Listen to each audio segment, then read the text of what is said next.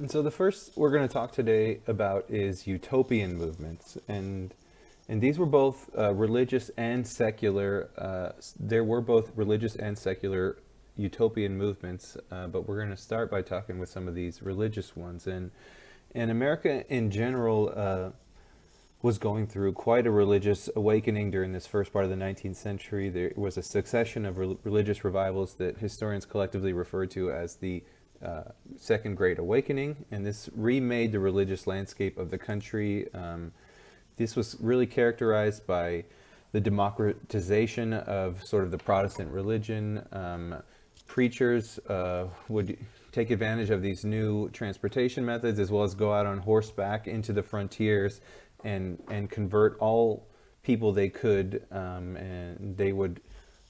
And there was this phenomenon known as camp meetings, where people would typically gather in a rural setting, sometimes thousands of people, preachers from multiple denominations, sometimes women exhorters, and this involved crying and jumping and shouting and speaking in tongues, which some historians suggest was a sort of social leveling by sort of breaking down the codes of self-restraint that sort of guided class hierarchies at the time. And this attracted diverse people from rural and urban America to as well as the frontier, who abandoned worship in traditional settings. And this was, of course, also a response to the social and intellectual changes going on at the time.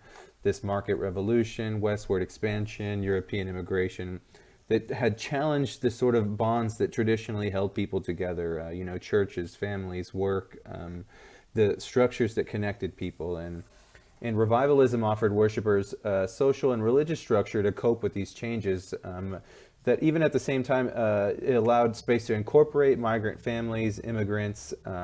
Preachers often helped provide moral order in urban places where anonymous or migrant populations were. And denominations such as the Methodist Church, the Baptist Church, and Presbyterian Church really swelled up during this time, alongside new churches like the Seventh-day Adventist Church, the African Methodist Episcopal Church as well, also really took off at this time. And these all sometimes would even meet together at integrated camp meetings that sort of challenged the racial norms of the time. And Methodism was really the biggest of all of these, with fewer than 1,000 people at the end of the 1700s to 34% of the country during this time. And this is really due to, in large part, the importance of these circuit rider, itinerant preachers in this new Western territory available. And this was a rejection of Protestant Calvinist beliefs that sort of said that all human beings were sinners and that certain people were predestined for salvation and others weren't, and to emphasize instead individual responsibility for personal salvation. Everybody is capable of getting to heaven if we sort of can really just take control of ourselves and start demonstrating, living those a more religious, more heavenly life. And this is what was called spiritual egalitarianism, and this really matches some of the political democratic turns in U.S. politics. Anyone could be a preacher in a lot of these cases. A basic worker from a rural or urban space could join the faith, become a preacher, and start making circuit runs. And this was a major shift in Protestant America at the time. And this growth and number of evangelicals even caused splits within the Methodist Church and Baptist Church.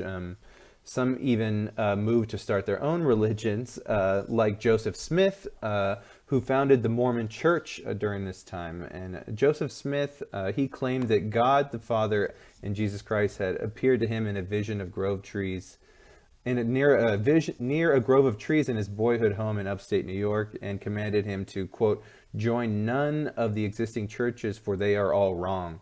And angels later revealed to him the location of a secret text that contained the writings and histories of an ancient American Christian civilization. And he published this as the Book of Mormon in 1830 and organized the Church of Christ, later called the Church of Jesus Christ of Latter-day Saints. Mormons also utilized itinerant preachers all across the United States, in addition to England and Ireland. And Joseph Smith commanded his followers to meet in a central location where they would anticipate the coming of Christ. And their growth and sort of opposition to their practices caused them to move several times from New York to Ohio to Missouri, and then to their finally where they settled in Illinois on the Mississippi River. And Smith continued to have visions. He introduced secret rites that were performed at Mormon temples. And one of the most controversial practices that Smith and the Mormons were known for was that of polygamy.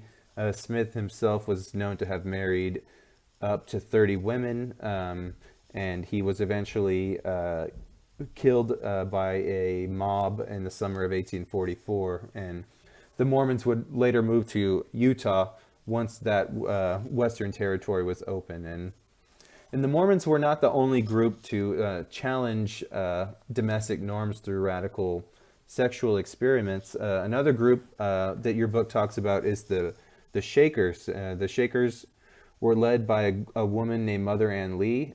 She was the daughter of an English blacksmith who became a religious exhorter and claimed that Christ commanded and directed her to emigrate to the United States.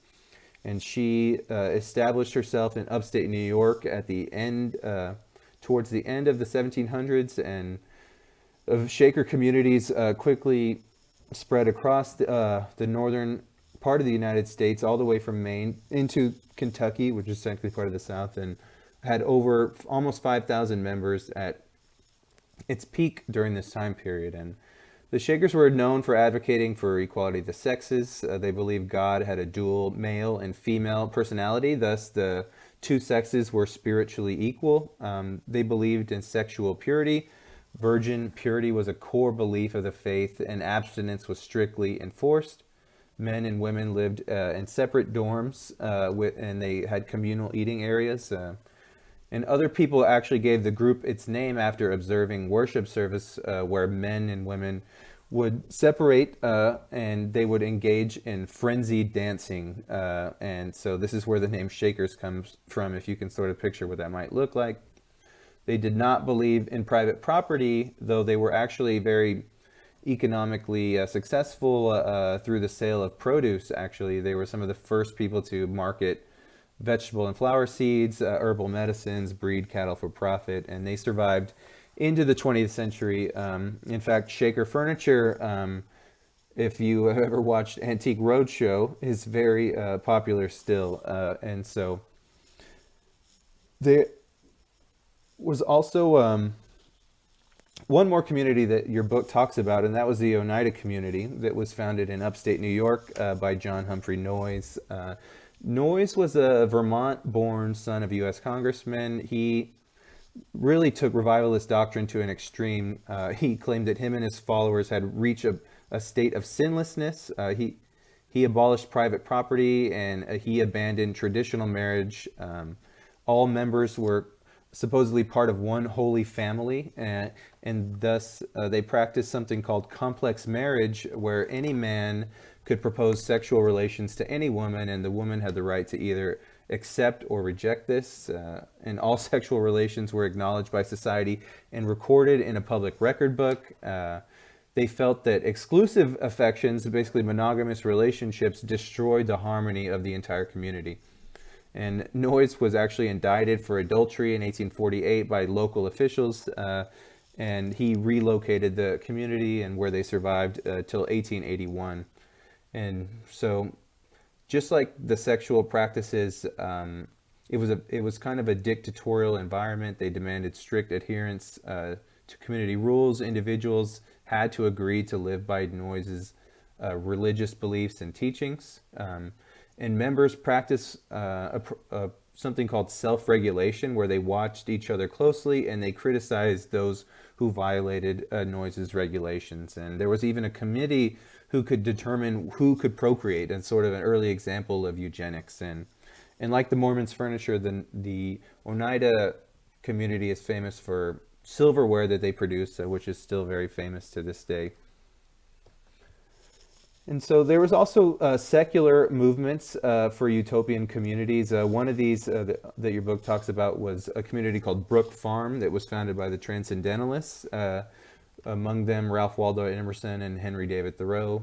And the Transcendentalists were a group of American literary, political, and philosophical thinkers in the mid-19th century. They were founded by a group of Unitarian ministers who started the Transcendental Club in 1836, and they met for 4 years. And they focused on issues of self-reliance, individualism, and connection to nature, which were critical of the effects of the market revolution. No specific creed, just a belief in the higher principle within each person that could be trusted to discover truth, guide moral decisions, and inspire art. This principle was referred to as soul, spirit, mind, or reason. They were interested in aspects of life that could not be explained by reason or logic, and they have an enduring legacy in the United States because they have developed sort of distinctly American ideas that emphasize individualism, optimism, oneness with nature, and sort of looking towards the future rather than the past. And they also participated in communal living experiments. One of those was the Brook Farm, which was founded by George Ripley in 1841 near Boston. And Ripley hoped to demonstrate that manual labor and intellectual labor could coexist sort of as an alternative to capitalist conditions that existed elsewhere.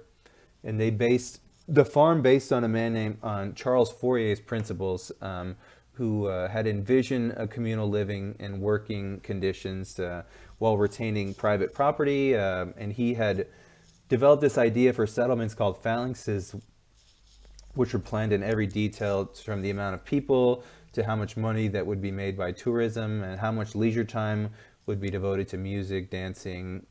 Everything was planned, and this attracted mostly writers, teachers, and ministers. One famously being Nathaniel Hawthorne, who complained about having to shovel manure there and wrote about it poorly. And it did not really work out because most people who joined it did not like to farm, and it disbanded after a few years. And so the last one that we're going to talk about here was one founded by Robert Owen, and Foner calls this the most important secular community. and Owen was appalled by the degradation of workers in the early Industrial Revolution. He founded a model factory village in New Lanark, Scotland, and he combined strict work rules with comfortable housing and free education. By 1815, it was the largest cotton manufacturing center in the world with over 1,500 employees. He eventually created a place in southern Indiana called New Harmony, where he hoped to create a new moral world. He believed individuals could be changed by their environment. He believed that men and women were equal. He supported women's rights to education and to divorce. Although children were removed from their parents at an early age and housed at the schools, and this was meant to sort of subordinate individual ambition to the common good.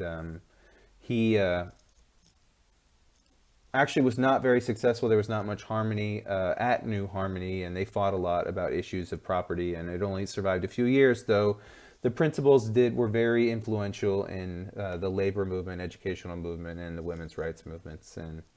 And there's actually one more that your book talks about in a community started by an anarchist named Josiah Warren, and I will give you guys extra credit if you guys look that up and email either me, Ben, or Dr. Top about it. So in conclusion, these secular and religious utopian communities, they were very similarly embraced volunteer associations and social reform work. They were all a response to sort of the moral anxiety of industrialism and urbanization, and they all organized to address their specific social needs within each group. And some of these social reformers who were part of these utopian communities were also part of other social reform